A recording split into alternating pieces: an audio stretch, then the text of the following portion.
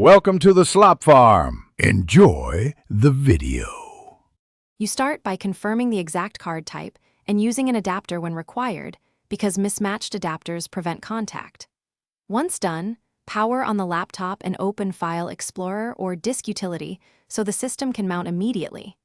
Make sure to face the card's contacts in the correct direction and slide it in gently until it clicks.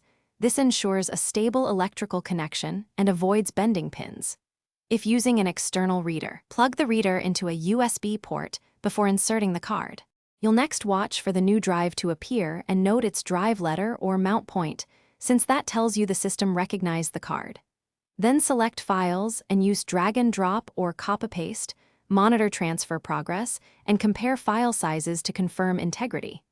If you need faster transfers, close background apps that use USB. Make sure to finish copying before ejecting, because removing the card mid-transfer risks data corruption and can ruin files or the card's file system. You complete the process by using the operating system's eject or safely remove function and waiting for confirmation, then physically remove the card to prevent corruption. If the card is unreadable, try a different reader or USB port, inspect the write protect switch, and reboot the laptop to reload drivers because many issues are driver or contact related. If files appear missing, try recovery software before formatting. Formatting is last resort since it erases data and complicates recovery. Thanks for watching. Consider subscribing if we helped you today.